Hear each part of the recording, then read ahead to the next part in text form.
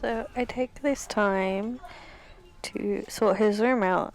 A little one likes to play in there, and that tends to lead him into messing it up, moving his bed off of the frame, things like that. So I pull everything off, making the floor of his room a little bit more of a mess. As you can see me looking around here, figuring out where his pillows have gone, pushing his mattress up, and then starting to remake his bed. Little one likes to sleep with a little mountain of pillows, and then his weighted blanket, which is a Spider-Man weighted blanket. If I can remember where I got it from, I'll leave it linked down below. And then he sleeps with his coverless Harry Potter duvet. We got this off a website. Again, if I can remember where or I can find it, I'll have it linked down below.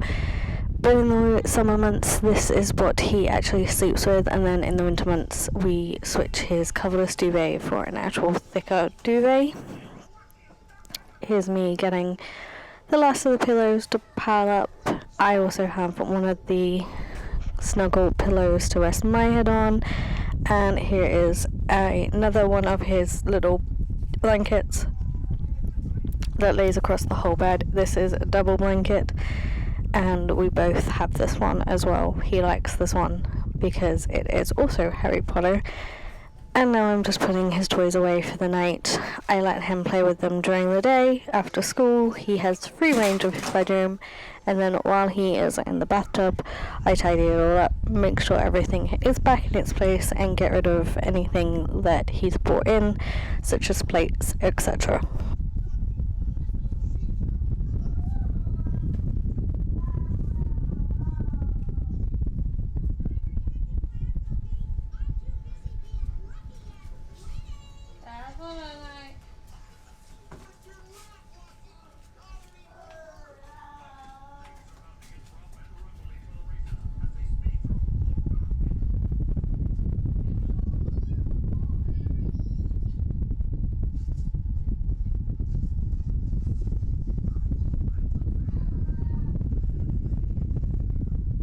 I don't usually get a chance to check my emails, etc. once the little one is back from school. I try and do a majority of it during the day. I also try and make sure all my editing and work related stuff is done while he is at school, but sometimes that is not possible. So while he is also in the bath, I like to just check any last minute stuff, make sure things are exported, ready to go for you guys, or any extra bits I need to get done before the end of the day, I do in this time slot, just because that is the easiest for me and it's when he is the most contained. I am obviously not going to show you me loosening him up, putting his pot and his PJs on, because, you know, that would just be inappropriate. And here is his cheesecake. Every evening is a little bit different. Sometimes it's cheesecake, sometimes it's not. He has 3 sleeping tablets, 2 little ones, 1 big one.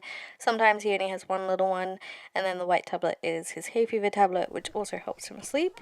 And then here you see me brushing little one's teeth. So honestly, we have got to a point where I can brush his teeth for a minute to a minute and a half, which is better than the 30 seconds I was getting before.